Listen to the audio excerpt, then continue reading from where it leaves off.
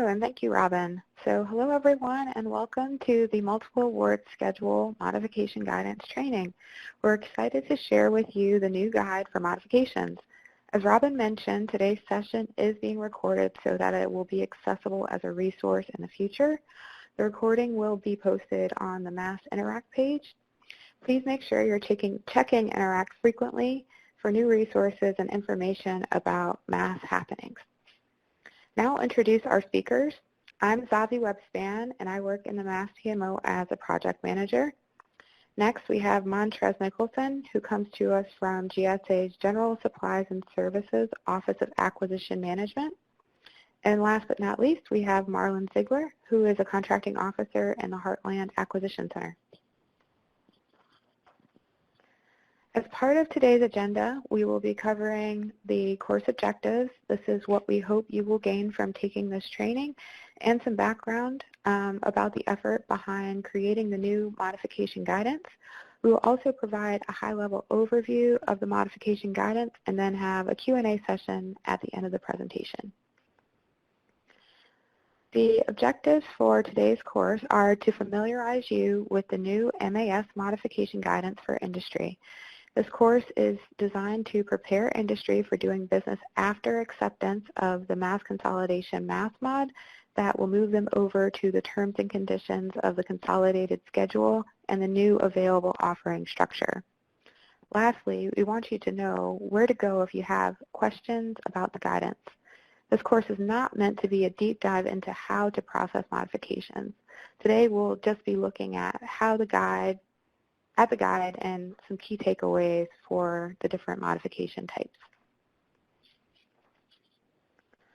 Next, we'll talk a little bit about what led up to the project that we started to build the MAS mod guide. Why do we need a MAS modification guide? As we were approaching phase 2 of mass consolidation, we realized that contractors were going to need guidance for how to submit modification requests for the new schedule, given that all of the guidance for the legacy schedules would become outdated when contractors transitioned to the new schedule by signing the mass mod. We also wanted to create a single consistent guidance document for industry that was up to date with the new solicitation, but also provided flexibility for category-specific requirements. This guide is meant to be a resource and is not meant to completely overhaul the modification process. The Mass PMO, with the help of the acquisition workforce and input from industry, will be working to continuously improve the modification process in the future. To build the guide, we leveraged legacy guidance for modifications as much as possible, and we drafted and then did peer reviews of the guidance for each modification type. Once we had a solid draft internally, we went out to industry to get their feedback. The RFI was posted on Interact and was opened on January 3rd and closed on January 17th. Thanks to all of our industry partners and stakeholders who responded to our RFI. In the RFI, we asked, is the proposed guidance clear? We asked if it was easy to find the guidance for the different types of mods. We asked if industry would benefit from the guide. We also asked questions about the price proposal template for products and services. We wanted to know if the instructions were clear for the price proposal templates and if there would be any additional burden added by the price proposal templates. Based on those questions in the RFI, we received 90 responses, and we learned approximately 91% of participants agreed that the proposed guidance is clear and it's easy to find the guidance for the different types of modifications. 93% agreed the proposed guidance will be a benefit to industry. About 75% thought the price proposal template instructions were clear, and 60% of contractors thought the price proposal template would not create additional burden. We are currently in the process of reconciling all the comments that we received, and we will be posting the final guide soon. We are aiming to publish the final guide on interact.gsa.gov in the welcome package, on eMod, as well as on the VSC to coincide with eMod being ready for contractors to be able to submit AdSend mods, which is targeted for mid-March. This brings us to the guide overview, where we'll talk about what can be found in the different sections of the guide. When you open up the guide, the first thing you will see is the cover page with a message for industry about using the guide and a message letting industry know that this guide is only meant for contractors that have already accepted the mass consolidation mass mod, and any contractors that have not accepted the mass mod will need to continue to use the legacy schedule modification guidance. As you scroll to the next page, you'll see the table of contents. The table of contents is hyperlinked so that if you click on the section in the table of contents, it will jump down to the section in the document. The guide includes general guidance, administrative modification guidance, additions and deletions modification guidance, pricing modification guidance for terms and conditions, technical modification guidance, change of name and novation modifications, cancellation modifications. There's also a glossary of common terms as well as an appendix with some attachments helpful for modifications. In the general guidance section, there's important general information that applies to modifications overall. The general guidance section includes important information for industry about the purpose of the MAS modification guide, helpful information for getting started, information about transactional data reporting or TDR, special item numbers or SINs, helpful hints for administration of a contract including refreshes and mass mods and subcontracting plans. The general guidance also includes information about requirements for after a modification is executed, including SIP and resources, templates, and a few frequently asked questions. In the following slides, we'll jump into each modification type. We'll discuss the different types of modifications and a few key takeaways for each modification type. So now I'll pass the mic over to Montrez, who will tell you about administrative modifications. Thank you, Zavi, and good afternoon, everyone. Again, my name is Montrez Nicholson, and I am a Senior Procurement Analyst with the Acquisition Management Office and General Supplies and Services. And as we discuss the administrative modifications, we want to let you know that they are unilateral modifications submitted by you, the contractors, to keep company information up to date. Address change modification updates the contractor's address based on the address information that was changed in your SAM.gov record. Once SAM has been updated, an address change mod will be initiated in the eMod system. The contractor confirms the change, and the eMod is sent to the CO, or the contracting officer, for approval. Updates or changes to points of contact or adding a new POC can be made by submitting a contract administrator or authorized negotiator modification. Other administrative modifications are used to update company email addresses, telephone numbers, website addresses, and IFF POCs. Industrial funding fee is what IFF stands for. If a website address is changed, it must first be updated in SAM.gov. And we ask you to please note that many mod types can be combined into a single modification. For example, changing an authorized negotiator, email address, phone number, etc. Those can be combined into one modification. Now we'll look at addition modifications. Addition modifications allow contractors to increase their offerings to the government by adding products, services, or SINs to their contract. Requirements for adding products include TAA, or Trade Agreement Act, compliance, letter of supply for new brands or suppliers, and Ability One consideration. Adding new services will require relevant project experience, documentation, and compliance with certain contract labor standards when applicable. Adding SINs will require technical proposals including corporate experience, relevant project experience, and quality control. This is in addition to the requirements of adding either products or services. Now we'll look at deletion modifications. Deletion modifications allow contractors to remove labor categories or service offerings, delete products, or delete an entire SIN from a contract. There are a few key requirements that we want you to consider and be aware of when it comes to deletion modifications. When deleting items, contractors must confirm that the items will not be added later at a higher price without justification and provide a reason for the deletion. Upcoming pricing documents must be included with the mod, including a commercial price list or market rate sheet, price proposal template, and a new GSA price list. I will look at price modifications or pricing modifications. A price increase modification, they're different depending on if the price is based on a commercial price list versus versus a market pricing or service contract labor standards and what was negotiated at time of contract award.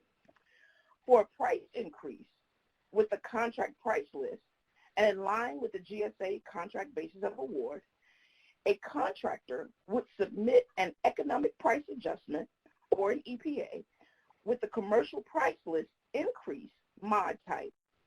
Now, one thing we want you to keep in mind with this type of modification is that if a contractor has not increased their list or retail pricing to their commercial customers, then they cannot increase the pricing on their GSA contract.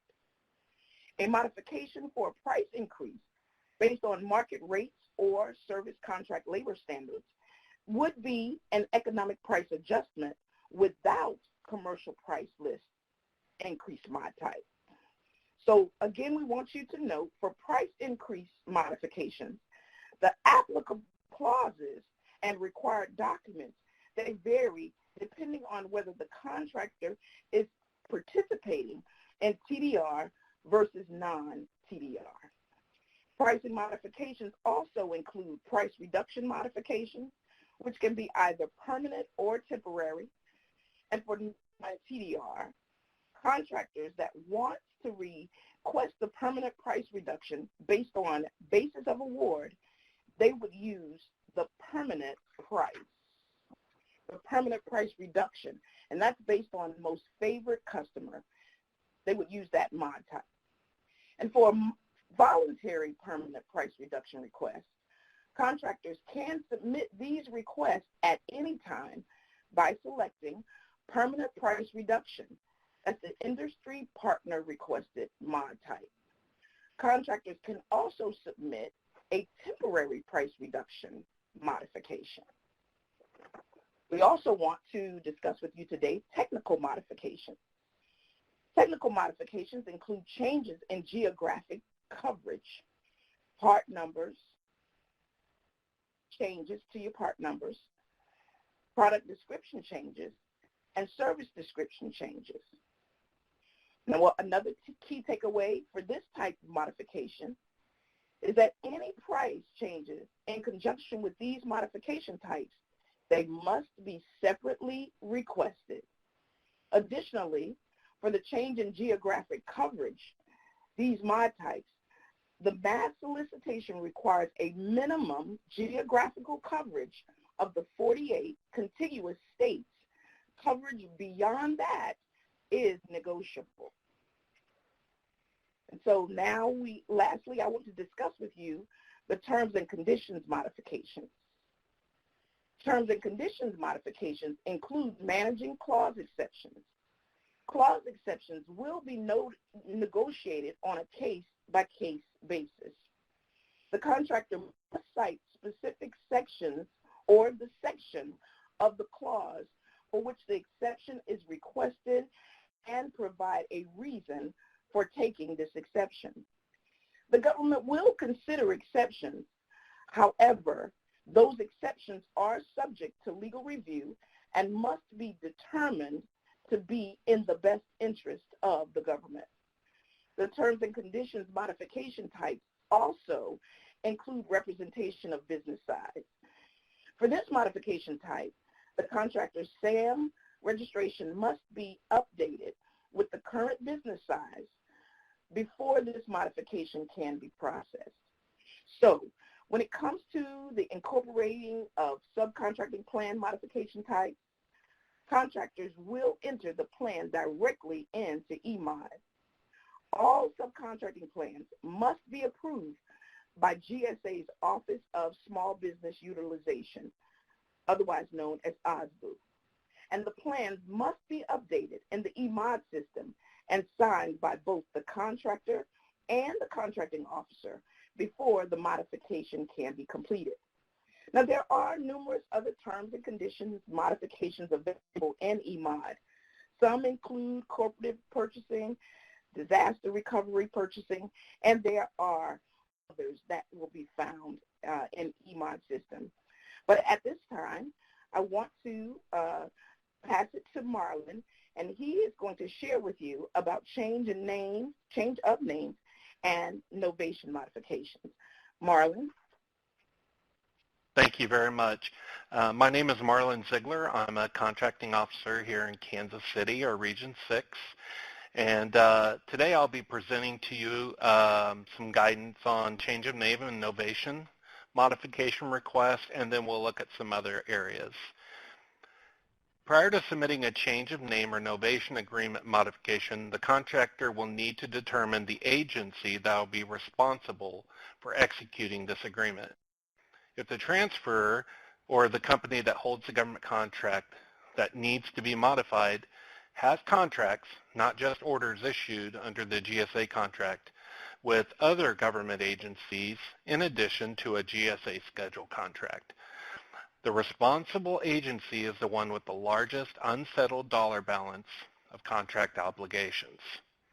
If the largest unsettled dollar balance is from orders utilizing a GSA schedule contract, then GSA is the responsible agency. If a company has multiple GSA schedule contracts, the CO responsible for processing the novation or change of name is the CO with the GSA schedule contract with the largest unsettled task order dollar balance. A modification is required for each GSA schedule contract. The novation or change of name modification required document should be sent to the CO prior to submitting the modification request in eMod. This is so that we can have legal review done and questions answered prior to the submittal. Once the guidance has been received, the CO will let the contractor know when they can submit the modification request in eMod. The next we're going to look at is cancellation modifications. The cancellation contract modification is used to discontinue a contract. The contract can be canceled by either party by providing notice, and the cancellation is effective 30 days after the contracting officer has signed the modification. If there is a compelling reason and the cancellation date has not already passed, the contract cancellation modification can be rescinded. However, once the cancellation date has passed, the contract cannot be reinstated. Sales reports must be by the contractor until the cancellation date has been reached. Next, we're going to be talking about the price proposal templates. There are numerous templates that are used across GSA's acquisition centers for modifications. In addition to streamlining the mass mod guidance, GSA is also streamlining the mod price proposal templates. To further standardize the modification process across the mass program for contractors as well as the GSA acquisition workforce. With the release of the mass modification guidance, contractors begin using standardized price proposal templates. There will be one price proposal template for products and one for service and training. This is with the exception of the special item numbers or SINs specific price proposal templates used by the travel and transportation and logistics service large categories. These standardized price proposal templates will eliminate the need for contractors to keep up with multiple templates for each different type of modification and allow for a more automated review of modification requests.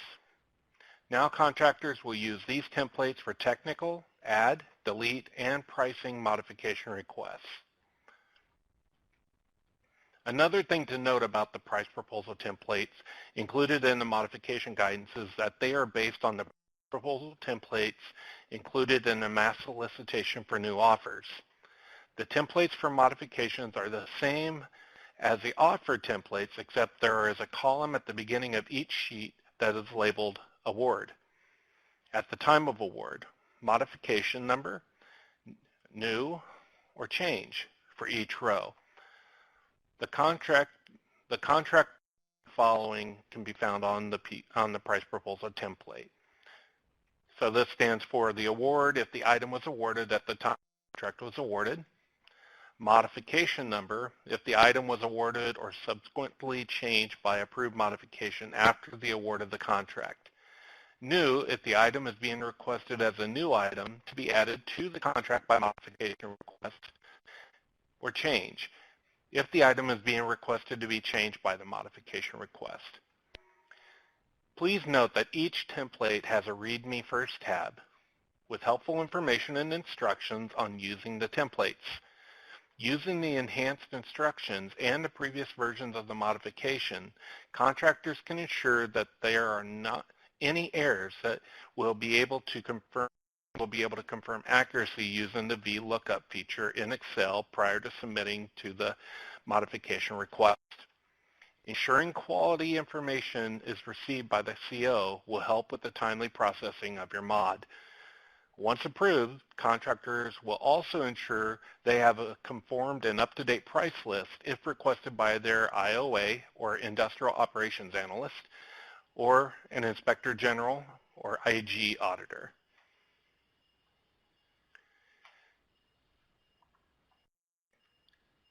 When you look at the price proposal template, at the very bottom you will find some different tabs. As discussed previously, the Read Me First tab includes information about how to complete the price proposal template. The tab increases the instructions for how to complete the modification, some helpful acronyms, and information about how to calculate the industrial funding fee, or IFF. As you can see on this slide, there are then 2 tabs for products with discounts and 2 tabs for products with markups. The products with discount tab should be used if the contractor offers a discount from GSA pricing. The products with markup tabs should be used if you use margin instead of discount for your GSA pricing. The tab labeled products with a discount A should include all offerings. For this tab, the template should include all the data for all GSA offerings through the modification request, which was already approved. It should include your entire GSA price list or your universe of offerings. The purpose for this is to be able to compare current submissions to the last approved modification and fully conform copies of a contract up to the last modification effective date. Contractors with extremely large catalogs of product offerings may still need to split their price proposal templates due to file constraints in Microsoft Excel and eMod. I just want to note that it is a requirement that a current GSA price list is always available to the CO. The tab labeled products with the discount B should include only the items that are impacted by modifications. For this tab, the contractor would provide a price proposal template for just what they want to add, delete, do a price EPA or economic price adjustment, or an update. Please note that the price proposal template must be fully completed with submitting a modification request. It is also important to note that if the basis of award customer is not the same as the most favored customer, the headings will need to be changed to match. And just to be clear, that the basis of award customer and the most favored customer are not always the same. The last tab on the price proposal template workbook is the ISO code, where you can find the country of origin codes as well as the unit of issue codes. Next, we're going to look at the price proposal template for services and training. As with the Products tab, contractors will need to identify which tabs are applicable to their contract. The Services Pricing tab should be used for any pricing related to a professional, non-professional, service contract, labor standard, labor categories, fixed price services, etc. The Fixed Price Escalation tab can be used. Request a change to fixed escalation or to add new services with a fixed escalation. Similar methodology to the product's price proposal template should be followed for filling out the price proposal template for services and training. Tab A should include all your offerings. For this tab, a price proposal template and include all the data for all GSA offerings as though the modification request was already approved.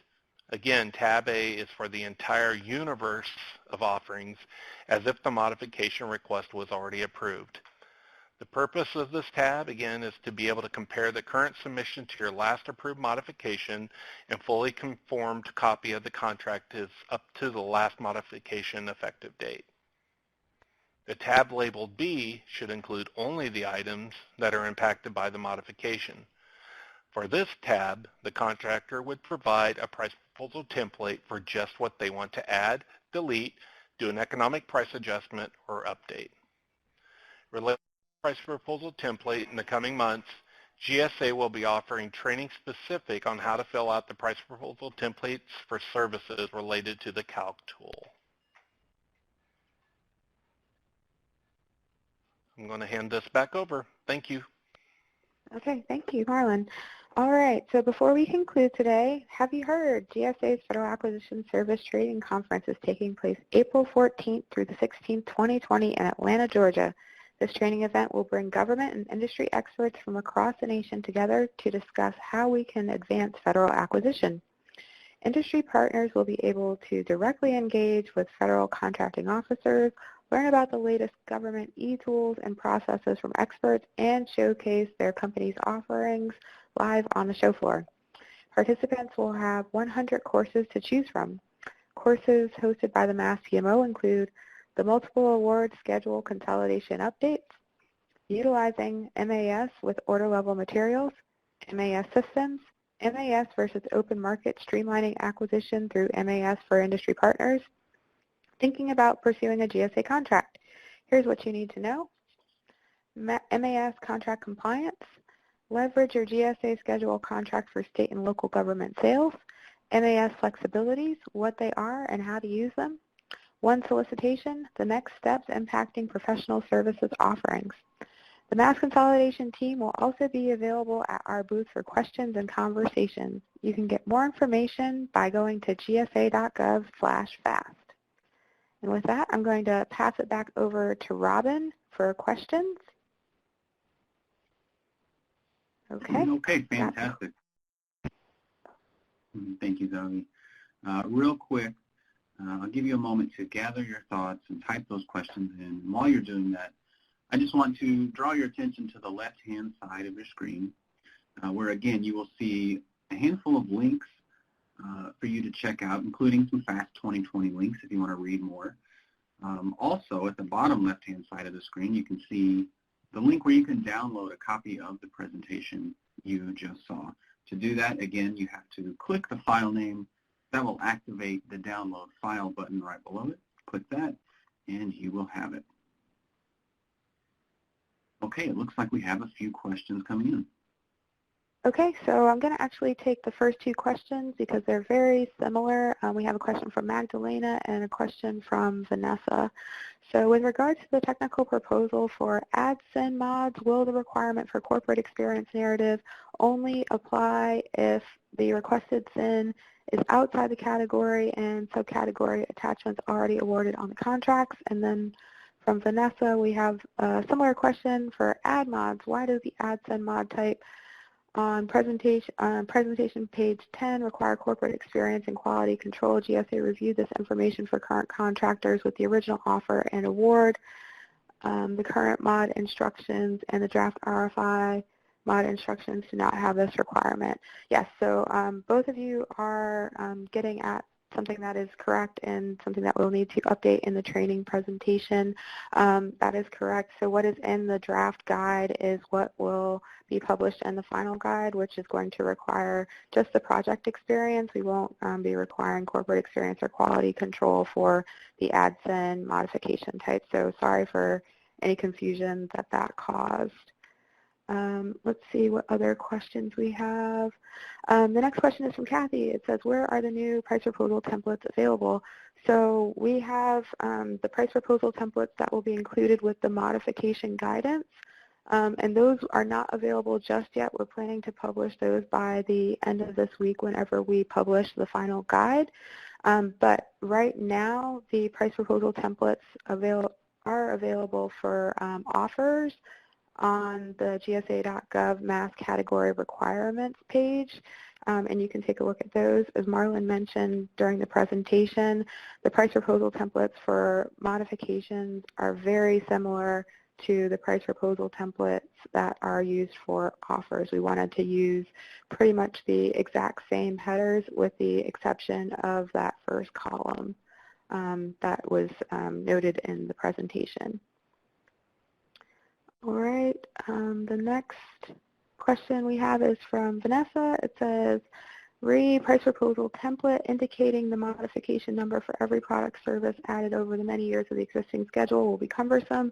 For all items awarded prior to the transition to mass, can contractors simply indicate awarded prior to mass? We're not giving that direction at this time to just simply indicate awarded prior to mass, but we do understand that there will be a need to baseline, and it may not be possible or time effective to go back through every single modification. So we're going to be looking for contractors to work with their contracting officers to make sure that they're doing their best effort to baseline, and then from there we'll build on top with the modifications and any changes using the new way of doing the price proposal template. And it's really a new way just for some centers.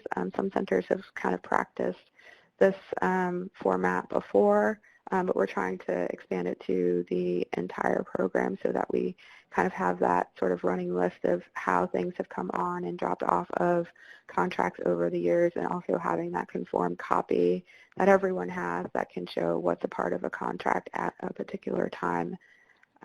So yes. Let's see, next question we have. Another question from Diane about where the new modification templates can be found. Those will be posting at the end of this week. Definitely keep an eye out on Interact for when that modification guide goes live. And when the modification guide goes live, that will also include the price proposal templates as well. All right, the next question is from Vanessa. It says, delete mods and price reduction mods used to be administrative mods, meaning the price proposal template, CSP, and commercial price list market rate sheet were not required. Why did this change? This may have been something that was not required or not asked for in certain centers, but as we went through and tried to standardize the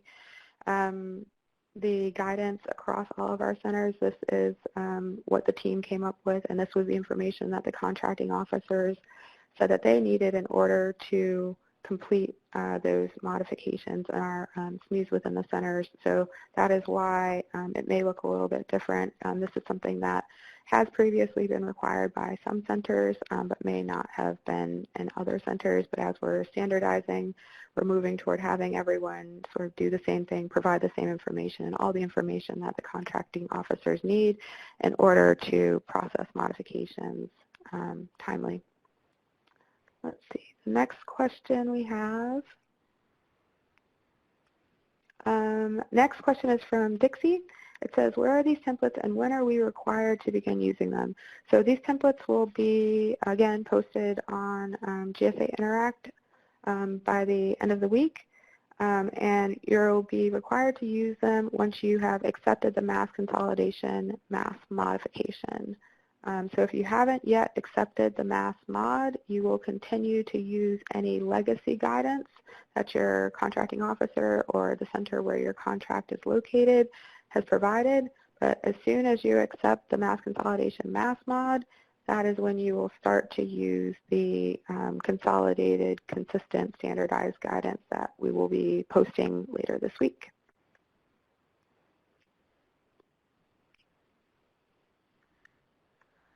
Next question. It looks like we have one from Antoinette. It says, if a novation agreement is modified by another agency, i.e. Social Security, how are we to modify the GSA contract? Do we submit the contract mod from the other agency to the CO? And Marlon, correct me if I'm wrong here. I do believe that you would submit the modification that's processed by another agency to the CO, and you would just let them know that the other agency has done it. One thing that we'll need to make sure of is that the GSA contract is listed in that modification as one of the affected contracts. And Marlon, if you'd like to chime in with anything related to that question, please do so.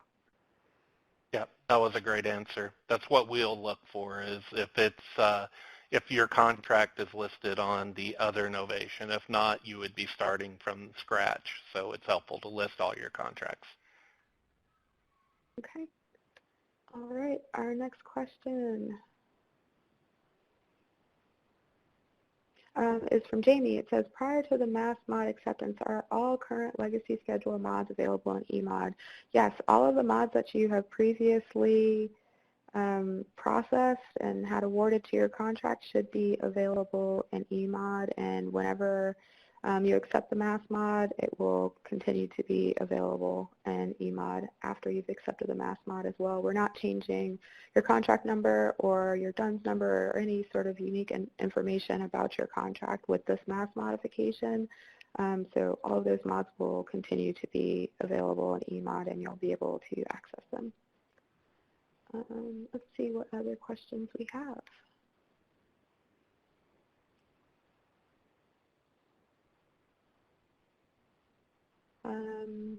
Next question is from Normina. It says, if a small business sub-K plan was submitted prior to mass consolidation mass mod, does the plan need to be approved prior to accepting the mass mod? No, it does not need to be approved prior to accepting the mass mod. You can go ahead and accept the mass mod at any time. There isn't anything tied from the sub-K plan to the mass consolidation mass mod. Next question is from Jenny. It says, eMod is expected to open back up on March 14th for acceptance of new SIN mods. Do you expect to release the mod documents before then? Yes, we are planning to release them by the end of this week. So definitely keep a lookout on Interact to see when those documents become available. Next question.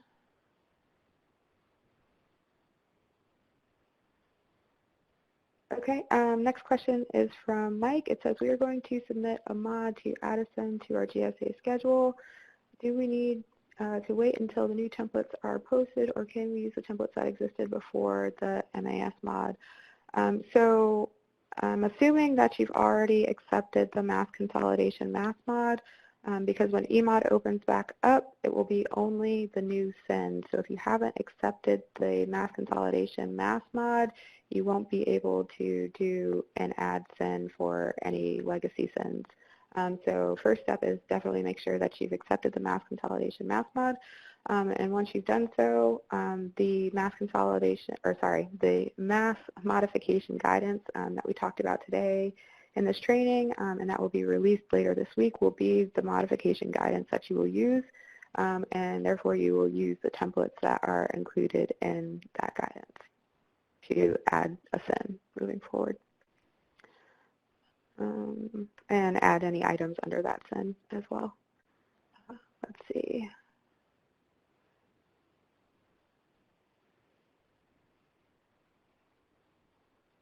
Okay, I think we have a similar question from Amy. It says, our company still has 2 schedule contracts after the mass consolidation because the contracts will not be merged until the next phase. Which modification guidance and templates do we use for modifications for those scheduled contracts? Where is the appropriate modification guidance and template located? So after you've accepted the mass consolidation mass mod, you will use the new guidance, and that will be released on Interact later this week, as well as we'll have it posted on gsa.gov, hopefully by the end of the week as well. But it will definitely be on Interact when it's ready and all final, and everyone can go out there and look at it, download the templates, and use it moving forward. Okay, let's see.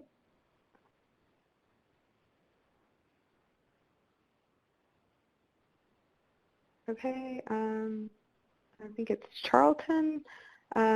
Question says, I believe I heard the full mass modification guide is scheduled for release in mid-March. Is that correct? So we're planning to release the guide at the end of this week. In mid-March, that will be the release of eMod. And the functionality for add sin will be turned on, and delete sin will be turned on in eMod in mid-March, and that's targeted for March 14th. So that will be that. Let's see. We have some more questions here. It says, from Jamie, will legacy schedule eMod capabilities remain available until the July mass mod expiration date? So in terms of eMod capabilities, eMod will continue to be available. The main change that we're making to eMod in the recent future is that we will be turning on the functionality to add sins and delete sins.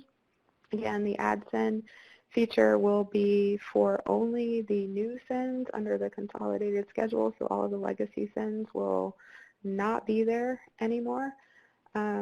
Any other types of eMod, so any sort of add products, add services, novation, all the administrative modifications, all the pricing modifications, those capabilities will continue to be available. Those capabilities are available now. The only exception is that the add sin and delete sin mods are not happening right now, and that functionality will not be turned back on until March 14th. But any other type of modification you can definitely process right now.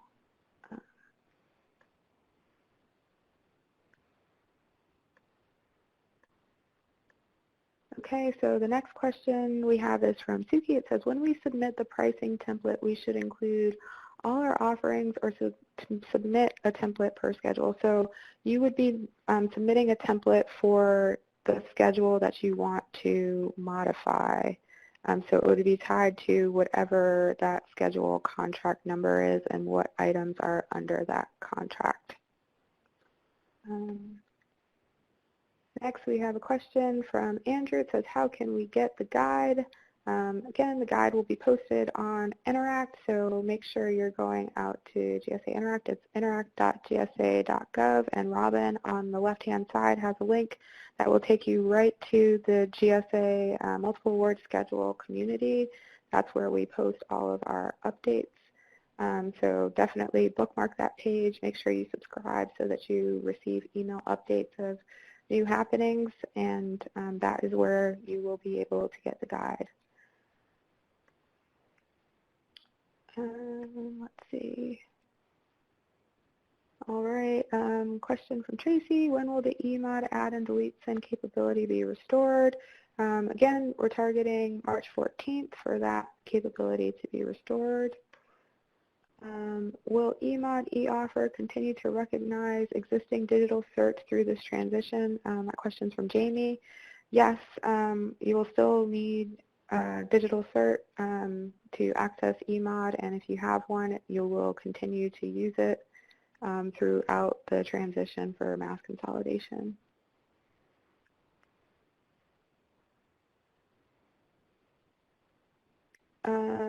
The next question is from, I'm sorry if I'm mispronouncing your name, I think it's Kistinia. Will you be going over the mass consolidation? We currently have 3 GSA contracts. It sounds like you may fall into phase 3 of mass consolidation. And if you have specific questions about what will happen in phase 3, you can definitely reach out to the Mass PMO box, but we also encourage you to come to FAST 2020, where we'll have representatives there from the Mass PMO that can walk through your unique situation. There are going to be a number of considerations and things that we're going to have to take into account whenever we're looking at contractors that have multiple contracts and getting them down to one contract by unique entity identifier, for example, by DUNS number. There are things that we need to consider like BPAs and open task orders and what your period of performance is for each of those contracts, and sort of what your ride or die or contract that you'd like to sort of move forward that's really representative of what your company does as a firm. So there's a lot of different things that are going to need to be discussed with your company in order to decide how we're going to get you down to one contract per unique entity identifier. So definitely encourage you to reach out to the Mass PMO box as well as attend FAST 2020 to have the opportunity to talk with someone from the Mass PMO about how your company can go about getting down to one contract. Let's see, our next question. Next question is from Lisa. It says, regarding the training at FAST, is there a schedule with the dates and times? I'm not sure if there's a schedule with the dates and times. I know there's definitely the list of all of the training that will be available at FAST 2020 that is posted on the gsa.gov/FAST 2020. And if I'm misspeaking, either Robin or Stephanie, please correct me if the dates and times have been posted publicly. Yeah. But I don't yeah, think they but have. once the okay, but definitely keep a lookout on the FAST 2020 website, and those dates and times will be posted there. Okay, the next question is from Bobby. It says, we accepted the mass consolidated mod, and I am now in the process of updating my price list. I'm having some trouble locating the T's and C's specific for my sends on the GSA website. Can you provide me with a POC, contact information, to provide guidance, or tell me where to find the T's and C's for 54, 541, 515, and OOM? Please, Bobby, send your question to the Mass PMO at masspmo.gsa.gov, and we can look into that for you and get you an answer so we can hopefully alleviate some of that confusion. But definitely send us an email, and we'll work with you to get you what you need.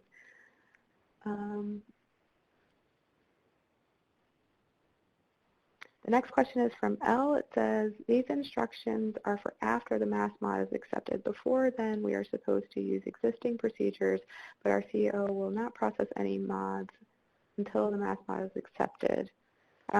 So you may want to double check with your CEO on that. If you're in the process of doing certain modifications, they may be able to process them without you accepting the mass mod. But you should be using the existing procedures with your CEO, and I would definitely check with your CEO on what those procedures, processes are, and what the legacy document that they want you to follow, because again, the mass modification guidance that we discussed in this training today is for after you have signed the mass mod.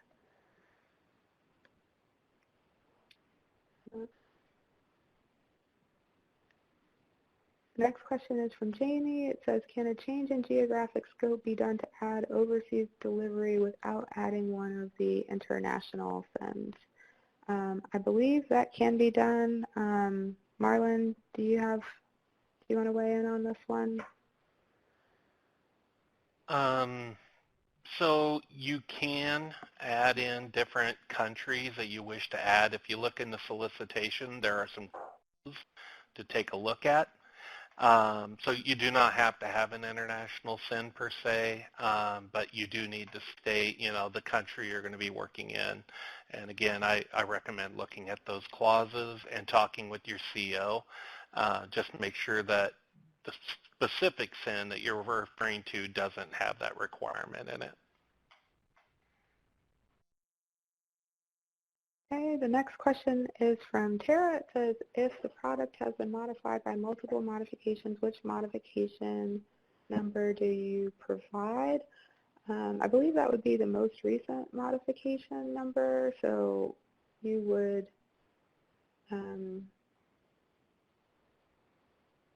yeah, so in the column A, you would put the most recent modification number where that item changed last, so whether it was related to an economic price adjustment or if it was a description change of some sort, you would put that modification number there.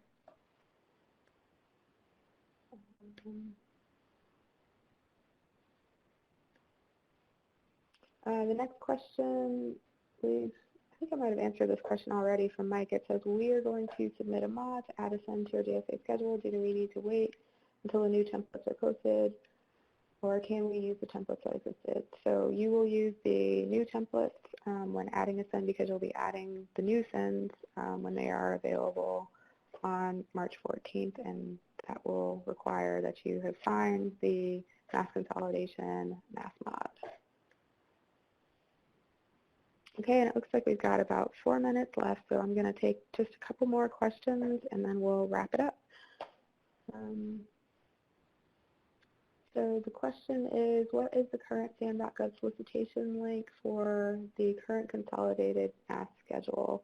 The current link can be found on gsa.gov/mass category requirements, and that will take you to the most current version, refresh 1 of the MAS solicitation. I think that's the quickest, easiest way I can direct you to it. Again, that's gsa.gov/MAS category requirements, sort of one word. And there's a link right there at the top of the page that will link you to the solicitation. And then our last question will be,